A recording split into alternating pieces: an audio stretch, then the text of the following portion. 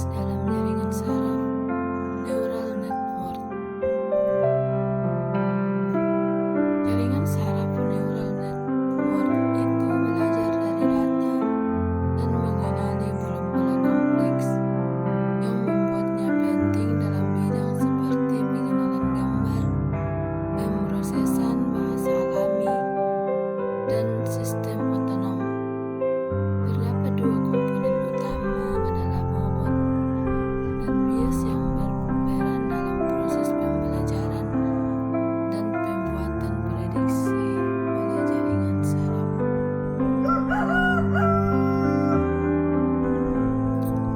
Yang pertama, bobot. Bobot adalah nilai numerik yang diberikan pada koneksi antar neuron. Bobot menentukan seberapa besar pengaruh setiap input terhadap output akhir jaringan. Tujuannya itu, selama proses forward propagation, setiap input dikalikan dengan bobotnya masing-masing sebelum dilewatkan ke fungsi aktivasi. Hal ini menentukan seberapa kuat suatu input memengaruhi output. Selama pelatihan, bobot diperbarui secara berulang menggunakan algoritma optimasi seperti gradient descent untuk meminimalkan perbedaan antara hasil prediksi dan hasil yang sebenarnya.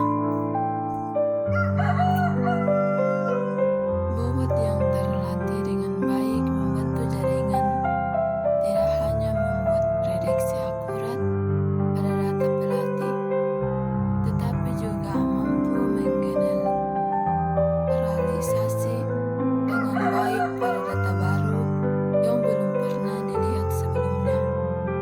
Contohnya, di dalam jaringan saraf yang memprediksi harga rumah, bobot pada fitur ukuran rumah menentukan seberapa besar ukuran rumah memengaruhi harga. Semakin besar bobotnya, semakin besar pula pengaruh ukuran terhadap hasil akhir. Yang kedua, bias. Bias adalah parameter tambahan yang menyesuaikan output neuron. Berbeda dari bobot, tidak bisa terikat pada input tertentu, tetapi berfungsi untuk menggeser fungsi aktivasi agar lebih cocok dengan data. Tujuan bias yaitu membantu neuron untuk tetap aktif, bahkan ketika jumlah input berbobot tidak cukup besar. Dengan begitu, jaringan dapat mengenali pola yang tidak harus melewati titik nol atau origin. Tanpa bias, neuron hanya akan aktif ketika nilai input mencapai ambang tertentu. Dengan adanya bias, jaringan menjadi lebih fleksibel dan bisa beradaptasi terhadap berbagai kondisi input. Selama pelatihan, bias diperbarui bersama bobot melalui proses baik propagation. Keduanya bekerja sama menyempurnakan model agar prediksi menjadi lebih akurat. Contohnya, dalam jaringan prediksi harga rumah, bias dapat memastikan bahwa meskipun ukuran rumah 0, model tetap memberikan harga non-nol, misalnya mencerminkan nilai tanah atau biaya besar.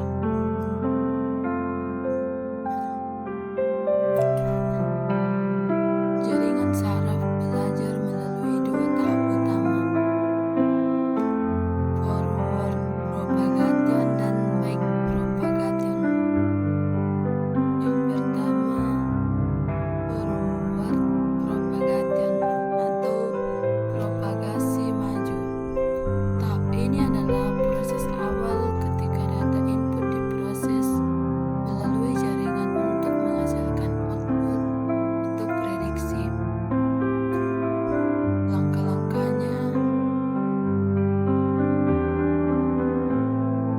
lapisan input. Data dimasukkan ke lapisan input, misalnya nilai piksel gambar atau fitur dari dataset. Penjumlahan berbobot. Setiap neuron menghitung jumlah bobot dari input. Setiap input dikalikan dengan bobotnya masing-masing. Penambahan bias. Nilai bisa ditambahkan ke hasil penjumlahan bobot. Bias membantu menggeser output agar jaringan lebih fleksibel dan bisa membuat prediksi walaupun semua input bernilai nol. Fungsi aktivasi. Hasil penjumlahan berbobot dan bias dilewatkan ke fungsi aktivasi, misalnya rel sigmod. Fungsi ini menentukan apakah neuron akan aktif mengirimkan sinyal ke lapisan berikutnya atau tidak. Propagasi ke depan. Proses ini berlanjut dari satu lapisan ke lapisan berikutnya sampai jaringan menghasilkan output akhir.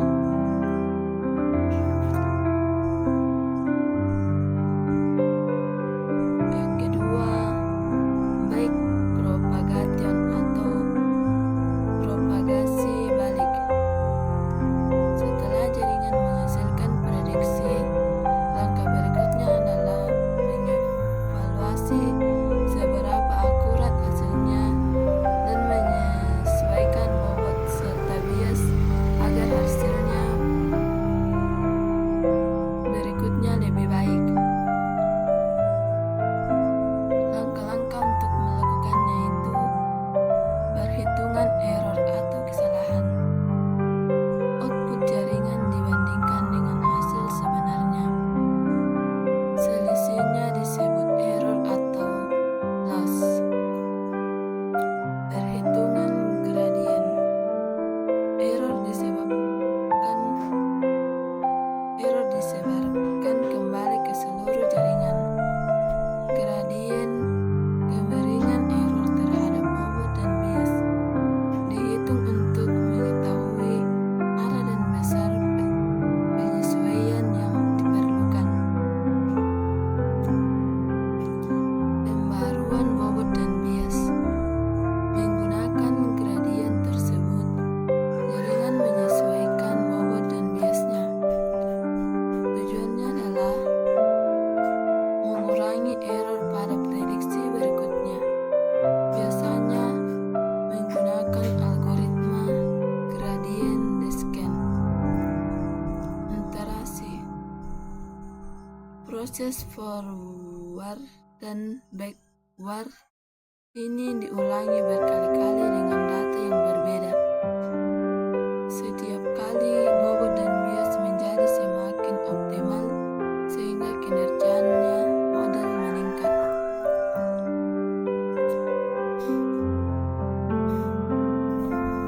Aplikasi nyata jaringan saraf. Jaringan saraf digunakan di berbagai bidang untuk menyelesaikan masalah kompleks. Berikut beberapa contohnya.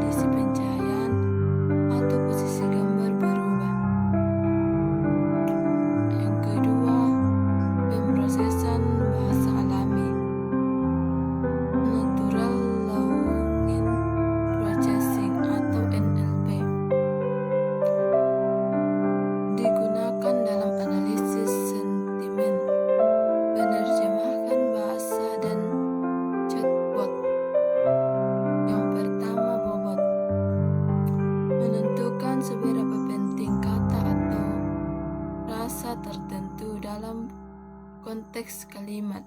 Misalnya, membedakan makna kata senang dan sedih. Sedangkan bias membantu jaringan memahami makna meskipun struktur kalimat atau nada berbeda.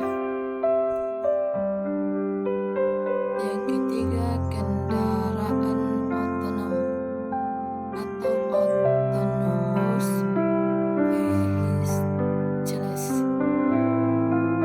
Digunakan dalam mobil tanpa pengemudi yang memproses data dari sensor, kamera, radar, lidar. Bobot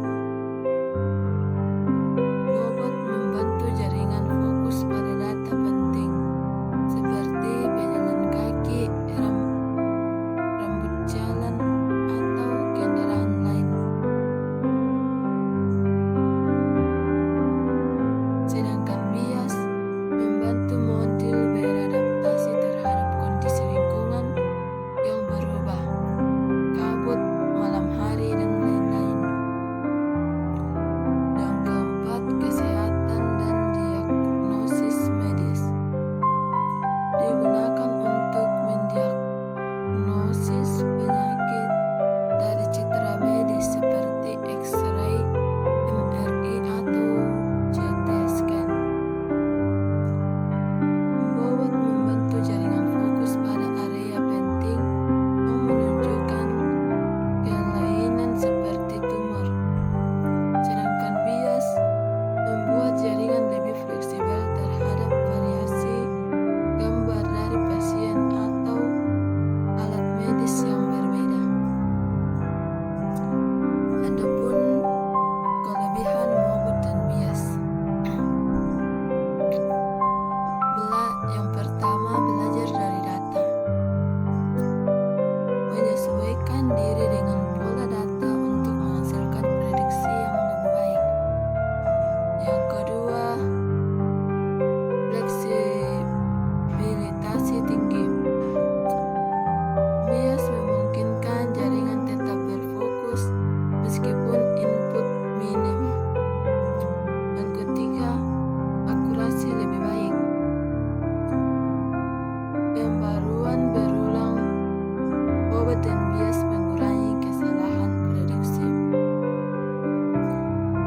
Yang keempat, kemampuan generalisasi. Membantu model bekerja baik pada data baru. Yang kelima, kemampuan belajar kompleks. Mampu menangkap pola rumit yang sulit ditangani algoritma tradisional. Adapun tantangan dalam bobot dan bias. Yang pertama, masalah inisialisasi. Bobot dan